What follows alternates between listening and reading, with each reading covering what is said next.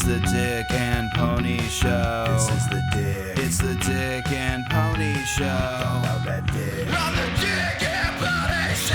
Just take a dick. The Dick and Pony Show. Bow, bow, bow, bow.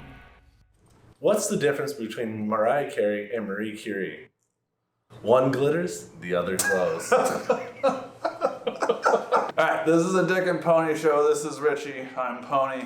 We're coming to you from Haywire Brewing Company in Snohomish, Washington. It's a dairy farm, but it's a brewery. Tell them more. So it is a working dairy farm. Just happens to have a really, really nice brewery inside of it. Haywire! The beer that we're going to drink today is Balloon Ride Volume 2. This is a cream ale with passion fruit on nitro. It's actually kind of got a little bit of a tart nose. I love a cream ale. It's delicious. It's smooth. It's like drinking summer. All right, so today we're going to be talking about, you guessed it, Marie Curie. I'm just kidding, Marie Curie. All right, this is going to be tough right here. Born Marja Salomia Sklodowski in 1867 in Russian-controlled Warsaw. Is that Poland? She discovered two new elements, radium and polonium, created the mobile X-ray. She even coined the term radiation. Do you know what polonium's named for? Yeah, Poland. Do you know what radium's named for? Yeah, Ray, my uncle Ray. There came a point in her life where the Russian government said, okay, no more science to the Poles. No more Polish kids learning science. No more Polish science. No more Polish science. The Polish people get a bad rap. This is industrious as any other Yeah. European country. So her dad brought all his laboratory equipment home for that he used to teach. So she started learning on that stuff. So she goes and she graduates from school, top of her class. She has like a nervous breakdown because her mom died of tuberculosis. She hops back from that. She starts going to what's called the famous flying circus. The famous flying circus. She wanted to be a trapeze artist. Did she really? No. Oh my God. It was called the Flying College, not Okay. the circus. And it was a college for just women because it was illegal for these women to have a higher education. Came up with an agreement with her sister. You've been going to school, but you know, I'm going to go to school and become a doctor. So why don't you help me get through school, and then when it's your time to go to school, I'll help you get through school. Marja took a job working for the Zarowski family. She ended up meeting Casimir Zarowski, and they fell in love. They're like, I don't know, second cousins. You know, it was weird European time. You know, yeah, your second cousin you'd have sex with them. It was weird. Marie's family was poor, and Casimir's family was rich. And so when they went, and he was like, well, I want to marry this woman. They're like, well, she's poor, so no. If you marry her, we're going to cut out your inheritance. And that was it. They broke up. That's rude. He finishes school. Hey, okay, now it's your turn. Like, come to Paris. She continued studying. She saved up. 1891, she left Poland. She then changed her name to the French enunciation of Marja, and that's how she became Marie. She studied physics, chemistry, math. That's real good. That's a tasty beer. There's enough of that fruit flavor there, and then it backs off so you can taste the beer. So it took her about 2 years to get her degree. She needed to, find work in a lab. She was introduced to Pierre Curie. People thought he had lab space. Like, oh, I don't. Like, I actually don't even have enough room for myself. Pierre started falling in love. At first, Marie did not reciprocate. Look, I love working with you, but I'm also in love with you. She was just like, no, all I care about is my work. She would forget to eat. She would forget to sleep. Like, that's how much she cared about this science stuff. Finally, she was, that's not even good. Oh, we're not gonna get any good burp tape. She starts reciprocating his feelings. He's like, well, let's be together. She's like, I'm going back to Poland. He's like, what the hell? She couldn't further her studies. Like, no one would let her go to school. She couldn't get a job because of sexism. It was just awful. So then Pierre's like, you know what? Come back and get your doctorate. They start a relationship and they get married. He was doing studies with crystals. But not like the hippie crystal. No, actually useful crystals. Yeah. That was a decent one. The discovery of X-rays came about, but what she was really interested in is uranium salts. Uranium salts, not my anium salts. Her uranium salts. Definitely not her anium salts. She saw that uranium rays could conduct electricity using the electrometer that her husband and brother-in-law invented. This stuff is giving off its own electric field. I don't think that atoms are the smallest things. I think there are smaller things that make up atoms. Learn more. This is very short version. And we don't know anything. And If we had gotten a book, I don't know if it would have helped. This isn't holding up in court, I'll tell you that much.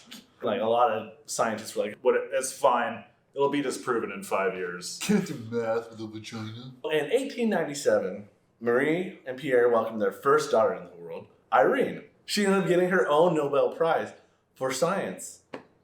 I can't remember which was. So she's like messing around with like highly irradiated substances. And she'd carry them around in her pocket and stuff. She goes to publish a paper on thorium, finding out that it's radioactive. But she's beaten by 2 months by another scientist. She's like, I gotta publish this right now so that I get credit for this. And she goes and publishes it. I think he was Belgian. I don't know. I love Belgium. You got the clove, the banana. No. His findings were, they were published first, and they're like, oh, well, sorry, you don't get credit for this one. In July of 1898, she discovers a new element. She names it polonium. After her native Poland. Here's Tim Keselowski. He's actually Korean. December of 1898, she discovers radium, and then she also coined the term radioactivity. Woo! Wow! Holy smokes! That's Here brilliant. we are. Yeah, that's like finally. She did all this like legwork, but she had to publish her findings jointly with her husband and another scientist because of Sexism. 1903, she got her doctorate from the University of Paris. December 1903, she wins her first Nobel Prize. Cha-cha! They want to leave her off of it. They want to give credit to her husband and give credit to another scientist. But, I mean, they helped. They did not do the work. She did the work. So they're like, no, you're not leaving her off of this. So when they presented the prize to them, they're like, no, we're not coming. Like, I don't feel good. In 1904, they had a second daughter. 1905, they finally like, all right, we're going to go to Sweden. We're going to get our Nobel Prize. And then we're going to give our lecture on our findings. All right, so it's fill up time. Thank you, Haywire. I don't know if I'm qualified for this. Qualified enough. All right, so April 19th, 1906, they got a very young child and a baby. Pierre gets crushed by a horse-drawn carriage. That's right. Just like dies instantly, gets his head like stomped on. She's crushed. She's like, this is the love of my life. This is the man I want to like spend forever with. Can't say it enough. Partner in crime. Neither one of them was carrying the other. Yeah. Like, they were tit for tat. They were. He continues her studies and research, messing with saltpeter and stuff to like, well, she's trying to get like solid pieces of her elements that she discovered. She has an affair with a man named Langevin. Anyway, so she had an affair with him. She wins a Nobel Prize again. Like, First person to get 2 Nobel Prizes, first woman to earn it in her own right, and the first woman to own it, and her yeah, I kids. said that. I feel like I'm the only one trying You're this saying relationship. A lot of goddamn words. When she gets this, they don't want her to accept it. They're like, "Oh well, like you're giving me this award for my work in science, not what I do in my personal life." So she accepts, and World War I starts. And as any good scientist, she says, "I don't want to do anything that's going to cause more harm. I want to save lives." She created a mobile X-ray unit. At this time, if you got shot in the limb, they're just like, okay, we're gonna take that on. You have to lose Civil this arm. War style. Yeah, she saved like millions of people with this invention. Anyway, so the X-ray, that was great, but she also would produce radon gas to treat wounds, decontaminate to clean them up, like Sterilize. Yeah, it was sterile. Yeah, That's the word I'm looking for. That's blood infection. yeah. That's fine. Hey, whatever. Digress. Gangrene. So after the war, she took a tour of the U.S. to raise money so she can do more research. She kept doing research. After Pierre had died, they actually gave his seat at the University of Paris to her. 4 of her students ended up getting Nobel Prizes. July 4th, 1934, she died from damage due to what? Radiation. Because not knowing the dangers of not just the elements that she was trying to find, but also the X-rays. There you go. She was buried alongside Pierre until 1995, when both of their ashes were transferred to the Pantheon in Paris. It's where all Parisian heroes are buried. Like, this is like a huge deal. When they pulled her remains out, they were still radioactive. And that wraps up my very short history on Marie Curie. Cheers. This is going to be interesting. I'm so excited about this story. So let's talk about how Marie Curie became a hussy. How world-renowned scientist Marie Curie becomes a hussy. All right, so Pierre dies in 1906. Like, it wasn't a good death, and it was kind of sudden. They were like, got in a fight. Let's take the girls and go to the park. This is my goddamn story. I'm just saying. Fuck up. Okay. Move on. All right, your story. She is fucking devastated. They were peas in a pod, intellectually, academically, domestically. Like, that was her fucking dude. 38 years old. She's got lady needs. Basically adopted herself as French, and they loved it. They're horny ass people. Drink it up. It wouldn't be a weird thing for her to, try to get hers. Yeah. The person that she ends up doing it with is this guy called Paul Langevin, brilliant scientist, chemist. No, he was mostly physicist. May have been a little bit of like, oh, I miss Pierre. And he was like, oh, I miss Pierre too. Yes, let us kiss. Let those keys. Some shared grief kind of thing. Respect, science, They start up an affair. What? You should say that he's married. Guy was married with 4 kids, which he had affairs. His wife knew he had affairs, but for some reason, this particular affair really pissed her off. Throughout her career and throughout her life and throughout her media arc, there was always this thing where even though it wasn't true, anti-Semitism. They kept saying she was Jewish, and it didn't make any sense. They demonize her in one article, and she's heroic in the next article. Right. Because, when it benefited French people, she's a hero of the French people. When whenever they wanted to attack her, they're like, oh, this Jewish Pole is over here taking all of our married men and all our good jobs. Everybody liked to pick on Jews. So if you just needed to say bad shit about somebody, you just like, oh yeah, they're a Jew. They were Jewish. It was unfortunately the way that things were back then. A lot of backstory and politics, because at this time, she's trying to get into the French Academy, which I don't know what that actually means, but it's like a big science thing.